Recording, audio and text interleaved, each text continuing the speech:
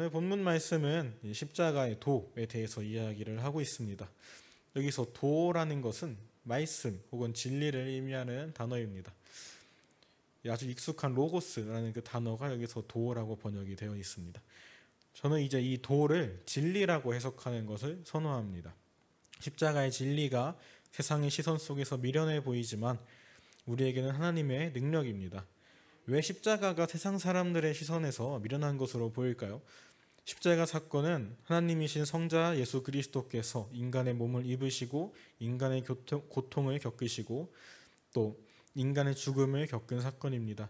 전능한 하나님이 피조물을 위해 죽었다는 사실 자체가 세상 속에서는 미련한 것으로 보이는 것이죠.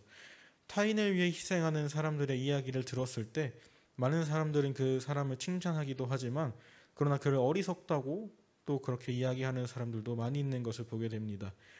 사실 대단하다고 칭찬하는 것도 남을 위해 희생하는 것이 우리가 대단히 어렵다고 느끼기 때문이죠.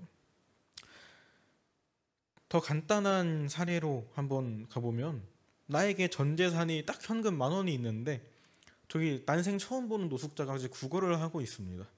여러분은 그 노숙자에게 10,000원을 기꺼이 주시겠습니까? 망설여지는 질문이죠. 생명이 달린 문제도 아니고 당장 10,000원, 내가 오늘 먹고 살 이 10,000원 저 사람에게 줄 수 있을까? 이전부터 주는 게 맞나부터 생각이 드는 게 현실입니다. 저 사람 진짜 노숙자 맞나? 저 사람한테 주면은 그 사람에게 돈이 가는 게 맞나? 다른 사람한테 또 뺏기거나 하는 게 아닐까? 이거 나한테 내가 이제 줘버리면은 나는 오늘 밥은 뭐 먹고 살지? 이런 생각이 들 수밖에 없는 것이 바로 사람이라는 것이죠. 하물며 생명을 주는 일이 얼마나 어렵겠습니까? 부모도 자식 대신 죽기가 쉽지 않은 그런 현실 속에서 요즘은 심지어 부모가 자식을 죽이기까지 하는 그런 비참한 현실을 보게 됩니다. 그런데 이런 세상 사람들의 가치관과 현대의 그런 세계관 속에서 십자가에 달리신 하나님의 이야기가 얼마나 어리석게 들리겠습니까? 그렇게 전지전능한 하나님 그 신이 자기가 죽지 않고 죄를 없애버리면 되지 않을까? 아니면 세상을 지워버리고 새로운 세상을 만들면 되지 않을까? 왜 신이 인간으로 와서 죽을 필요가 있을까?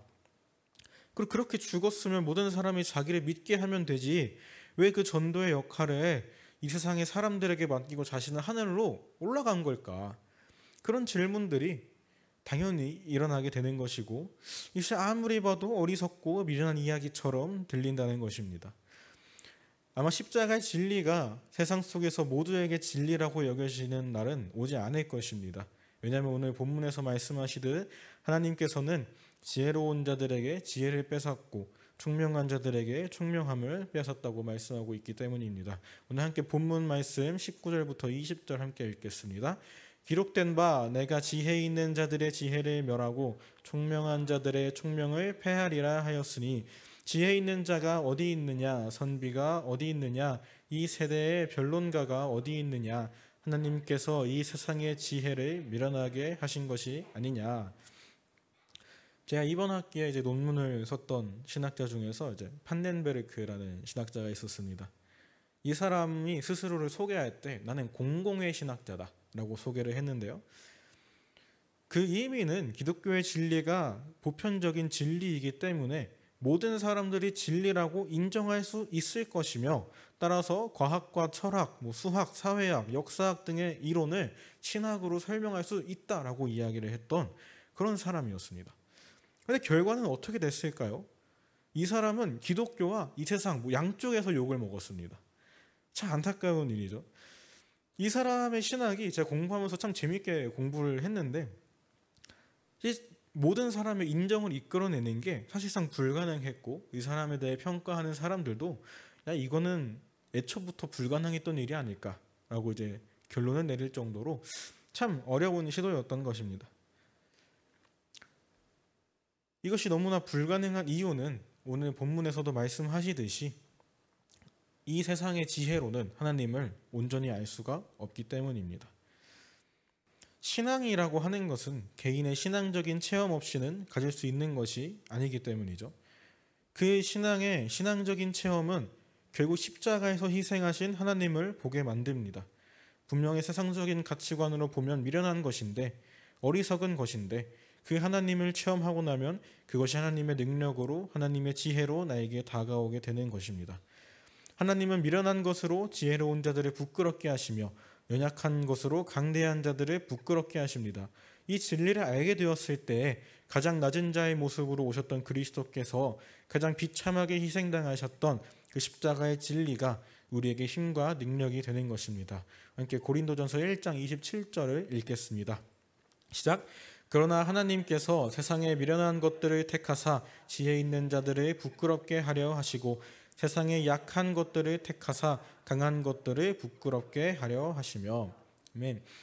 우리는 세상이 보기에 미련하고 약한 자가 되어야 합니다. 또 그렇게 되는 것을 기뻐해야 합니다. 지혜롭고 강한 자는 하나님 앞에서 부끄럽게 될 것이기 때문입니다.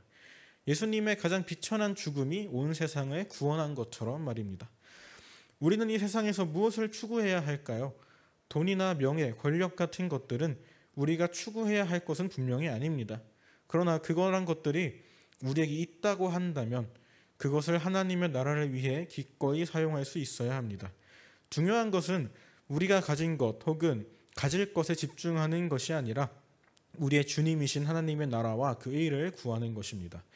우리가 우리의 모든 것으로 하나님의 나라와 그 의를 위하여 헌신할 때에 그 미련해 보이고 그 약해 보이는 행위가 하나님의 사역이 되며 이 세상의 빛과 소금이 될 줄로 믿습니다. 오늘 함께 본문 21절 읽겠습니다. 하나님께서 지혜에 있어서는 이 세상이 자기 지혜로 하나님을 알지 못하므로 하나님께서 전도에 미련한 것으로 믿는 자들을 구원하시기를 기뻐하셨도다. 아멘. 이 세상의 지혜로는 하나님을 알 수가 없습니다. 저도 이제 공부를 많이 하면서 또 철학과 신학을 엄청나게 머릿속에다 정말 때려 박는다 싶을 정도로 많은 것을 보고 있는데, 그러나 그럴수록 하나님을 완벽하게 알 수가 없구나. 하나님이 공부하면 할수록 더 높이 계시고 더 멀리 계시다는 것을, 그것만을 정말 깨닫게 되더라고요. 그러나 하나님은 전도에 미련한 것으로 믿는 자들을 구원하시기를 기뻐하신다 하였습니다. 여기서 우리는 하나님을 알게 하시는 것이 아니라 구원하시는 것을 기뻐하신다고 하는 것에 주목해야 합니다. 하나님께서 인간의 모습으로 오셔서 십자가를 지시고 부활하신 사건은 하나님이 어떤 분이신지 조금 알게 하긴 하지만 그것을 믿는 자들을 구원하시기 위한 일이었다는 것입니다. 이 미련한 것은 스스로 지혜롭다고 여기는 자들을 부끄럽게 만들고 스스로 힘이 있다 하는 자들을 부끄럽게 만들어서 미련한 것으로 능력을 행하신 하나님의 위대함을 깨닫게 합니다. 우리는 이 미련한 것을 부끄러워 말고 힘써 전해야 할 줄로 믿습니다. 이제 우리 교회가 다시 전도를 하려고 준비하고 있잖아요. 우리가 전도를 위해서 부침개도 나눠주고 커피도 내려주고 와플도 구워주고 토스트도 나눠주고 이런 것들을 그냥 이제 나눠주지 않았습니까? 이런 것들이 다 그리스도의 십자가를 따라 가기 위한 그런 길이었던 것을 우리가 기억하기 원합니다. 자기 돈을 써서 처음 보는 누군가에게, 이웃들에게 그냥 먹을 것 주기만 하는 거, 이게 얼마나 남들 보기에 호구 잡았다 생각할 수도 있고 미련한 짓이라고 할 수도 있고 돈을 버린다라고 생각할 수도 있어요. 실제로 그런 말 제가 들었었고요. 그러나 우리는 이 미련하고 이 어리석은 행위가 얼마나 가치 있고 능력 있는 일인지를 압니다. 우리는 더욱 당당하게 이 세상을 향해 십자가의 진리의 능력을 전하며 세상을 위해 헌신하고 자기 생명도 아끼지 않으신 그리스도의 그 길, 그 사랑을 따라 하나님을 기쁘시게 만드는 교회가 될 수 있기를 축원합니다. 네, 말씀을 정리하려고 합니다. 너무 일찍 끝나는 게 아닐까 싶은데 세상이 보기에 미련하고 어리석어 보이는 이 십자가의 진리가 우리에게는 능력이요 힘이 되는 것을 믿습니다. 우리는 이 진리를 부끄러워 말고 도리어 세상을 우리의 연약해 보이고 어리석어 보이는 이 십자가의 진리로 부끄럽게 하여 하나님이 어떤 분이신가를 알게 하며 그 하나님을 믿고 구원받게 해야 합니다.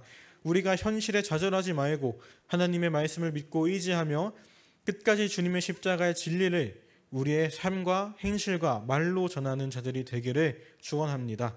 그래서 우리들 교회가 우리 하나님 보시기에 기쁨이 되는 교회, 하나님께서 우리로 인하여 기뻐하실 수 있는 교회가 될 수 있기를 주님의 이름으로 축원합니다. 이게 기도하시겠습니다. 하나님 아버지 감사합니다. 주님의 그 십자가의 진리를 우리가 알고 있음을 고백합니다. 이 세상 사람들이 보기에 나를 이 세상을 위해 희생하는 것, 이것이 얼마나 미련하고 어리석어 보일 수 있다는 것도 우리가 알고 있습니다. 그러나 하나님, 그 어리석은 이 십자가의 이야기가 우리에게는 능력이 되고 힘이 되며 하나님에게는 이 세상을 구원하기 위한 놀라운 진리가 되는 것도 우리가 알고 있습니다. 하나님, 우리가 이것을 늘 잊어버리지 않고 기억하게 하여 주시옵소서. 우리가 이 세상 속에서 손가락질 당하고 어리석어 보이고 미련해 보인다는 말을 들을지언정 우리가 주님의 이 진리를 전파하는 것을 멈추지 않게 하여 주시옵소서. 우리가 스스로를 어리석다고 생각할 때가 있을지도 모릅니다. 그러나 하나님, 그 어리석은 십자가의 이야기가, 그 사건이 온 인류를 구원하신 그 사건이 되었음을 우리가 기억하게 하시고, 우리가 이 미련해 보이고 어리석어 보이는 주님의 십자가의 길을 따라가는 것이 이 세상을 구원하는 하나님의 사역에 동참하는 것임을 우리가 기억하며 날마다 나아갈 수 있도록 도와주시고 힘을 더욱더 더하여 주시옵소서. 감사드리며 예수님의 이름으로 기도드립니다. 아멘. 우리 오늘 말씀을 생각하시면서 또 각자의 기도 제목과 교회 공동의 기도 제목을 위해서 주님 한번 외치시고 기도하시겠습니다. 주여